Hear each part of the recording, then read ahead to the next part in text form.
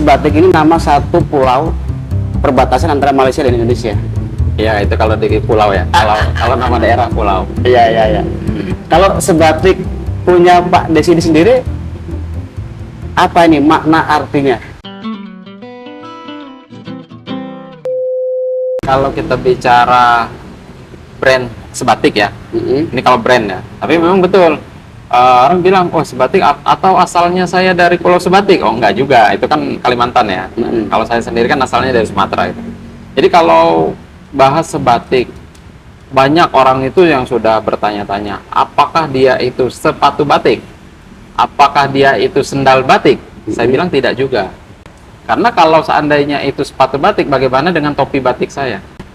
Setopi batik kan nggak mungkin. Bagaimana dengan kaos batik saya? Nggak mungkin juga kan. Nah jadi bukan itu gitu loh. Lalu apa?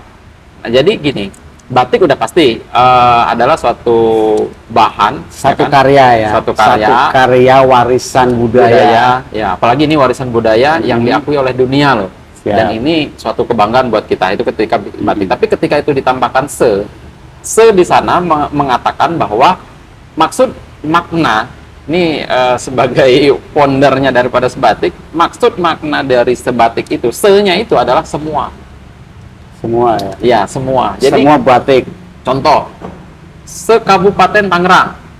Berarti semua orang yang ada di kabupaten itu, betul kan? Iya. Seandainya mari kita datang bersama-sama se-Jakarta. Oh, berarti semua orang Jakarta, gitu. Nah, jadi Sebatik, semua batik, maka sepatunya itu full batik sampai ke dari uppernya, insole-nya, semuanya jadinya batik. Semua batik. Dan ini sudah mereknya ya, sudah terdaftar Di Haki. di Haki. Yes.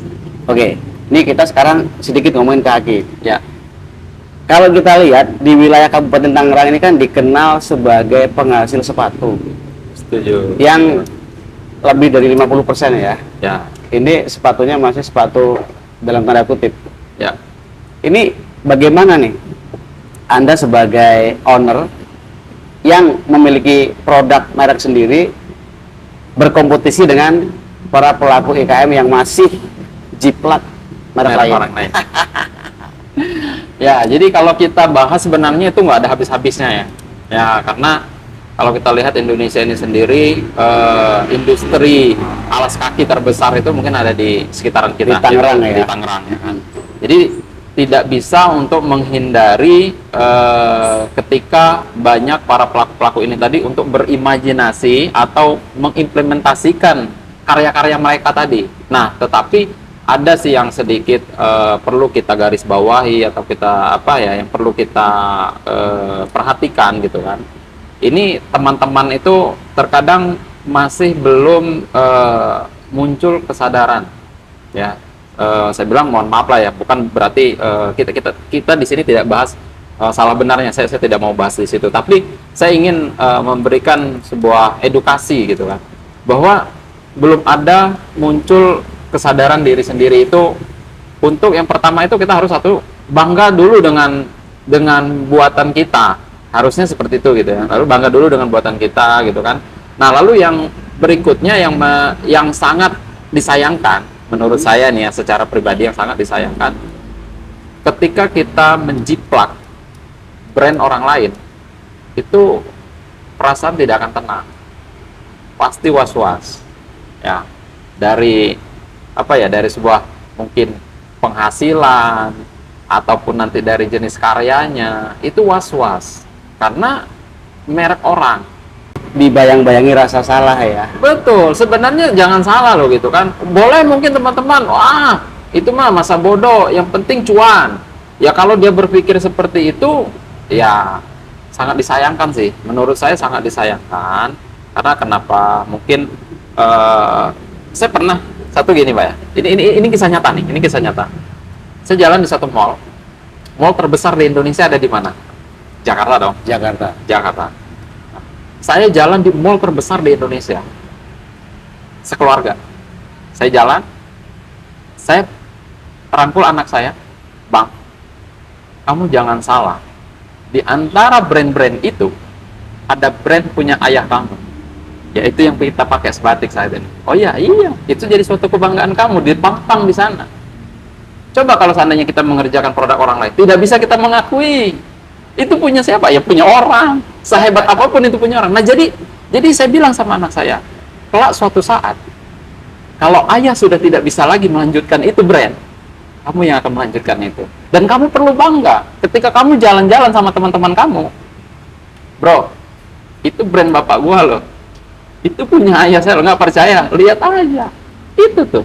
Nah itu ada di mall di Jakarta. Mungkin boleh kita sebut ya, ada di Grand Indonesia di lantai 4. Dan itu brand saya ada di beberapa kota mall di Jakarta.